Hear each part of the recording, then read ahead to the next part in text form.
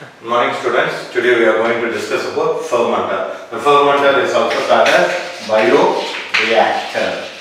So this bioreactor acts as a part for any biochemical reaction because it provides an ambient environment for microorganism to utilize the nutrient and to grow and to give your desired product. Okay. So now the basic structure of fermenter. The fermenter is always a double layer, a double jacketed reactor. Okay. The top will be closed and the bottom will be curved. Okay, and it has been connected with number of valves and tubes. The reason why the bottom surface is curved means it should not hold any particles or any microbes during the fermentation process. So that is during cleaning process. If it is curved, all the things when you are washing, it just comes and drains out, or else there is an easy chance of contamination. If the surface is flat, there is a chance to hold in this particular places, so it is curved so that you can drain or clean very easily. Okay, and the important thing is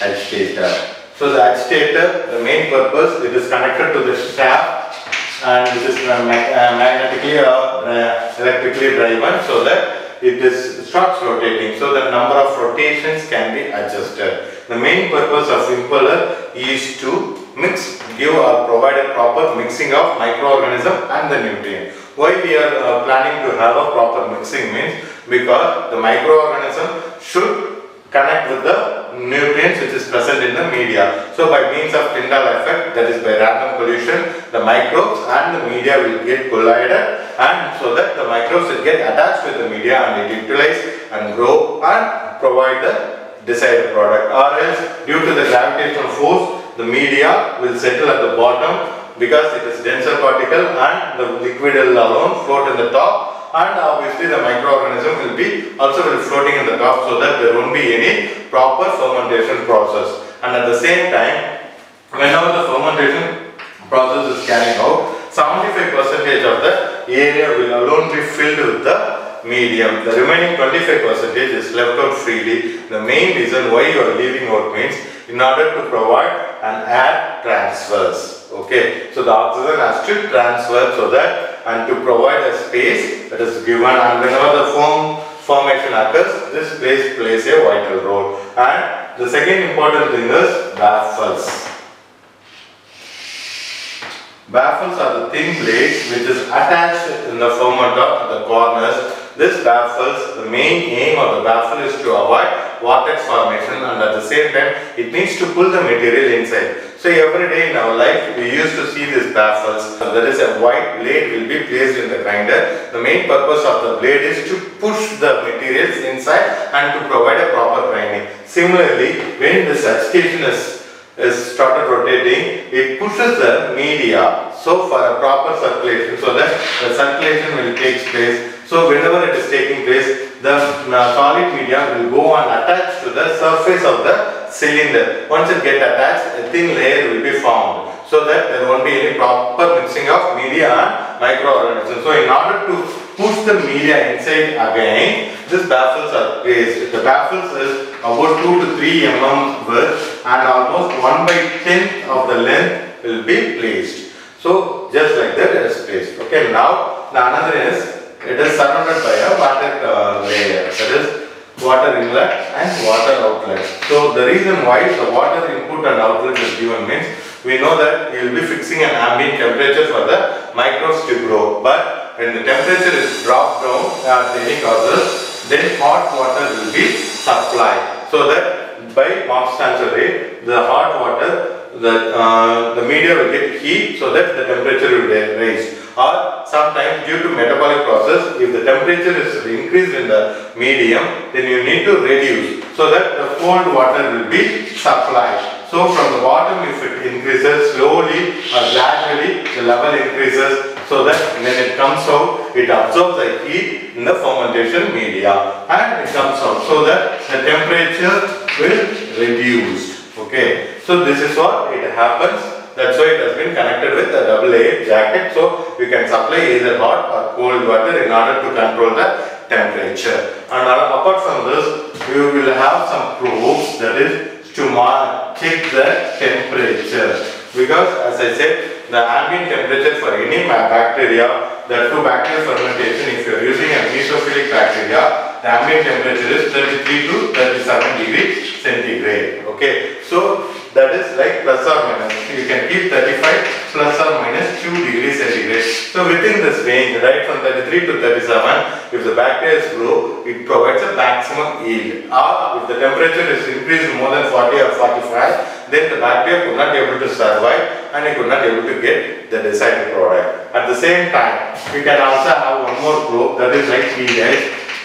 Okay, pH is power of hydrogen ion, nitrile logarithm of hydrogen ion concentration. So which will be connected with acid and base reservoirs. So similar to the temperature, you can set the pH range. Say for example, it is like 7. Okay, so you can set in the range of 6.8 to 7.2, that is 7 plus or minus 0.2.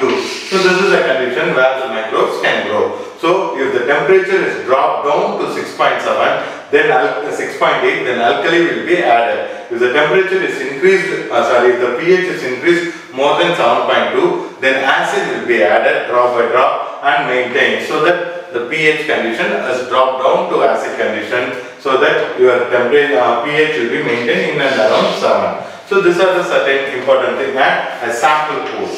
So the main purpose of the sample port is to provide aseptic condition. That is, you need to check, say the fermentation takes place around 38 hours to 48 hours or 72 hours, depends upon the microbes what you are using. So at a regular interval, if it is a bacterial culture, every 4 hours interval, you need to withdraw the sample and you need to check whether the substrate concentration is getting reduced. At the same time, the product yield is increased and the microbial doubling time or doubling amount is good. So for every 4 hours, you need to check whether the substrate is being utilized by the microorganism. So that you need to check, so you will have a portal. So these are the major important things, and other ports like anti-foaming agents port will be there. As I said, whenever the rotation is taking place, there will be a formation of bubbles. One thing is like anti-foaming agent. As I said earlier, during the fermentation process, only 75% of the fermenter, the medium is filled. The reason why 75% means, as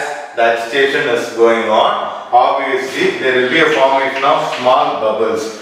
This bubble is due to a metabolism of the substrate or due to the rotation process. As the bubble reaches the top surfaces, it can attach to anywhere of pH probe or temperature sensor or even the top surface. If it attaches, then for the next time there is a chance of contamination. So a mechanical anti-foaming blade will be placed or any anti-foaming agent will be added. So for that we need to have one more probe for anti-foaming agents. So the last important thing is like sporger.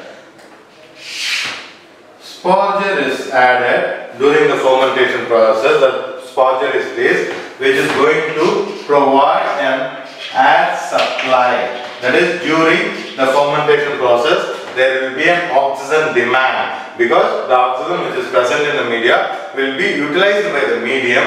So due to the starvation of air, the microbes may die if the fermentation is aerobic. So you need to supply an air through sporgers, and usually this sporger will be placed at the bottom. The reason why it is placed at the bottom means it is going to put an air or supply the air. So as it has been mixed with the fluid, it rises like a bubble. So this bubbles carries the oxygen. So once it started reaching, when the surface tension of the bubble is reduced, it breaks, so that the oxygen which is present inside the bubble is getting released into the medium, so that the oxygen level is maintained. So in order to check the oxygen concentration, one more probe will be inserted. So that's why I told earlier, there is number of tubes and valves have been connected to the fermenter in order to check whether the fermentation process is going as per the required condition to get a maximum yield. So these are the major components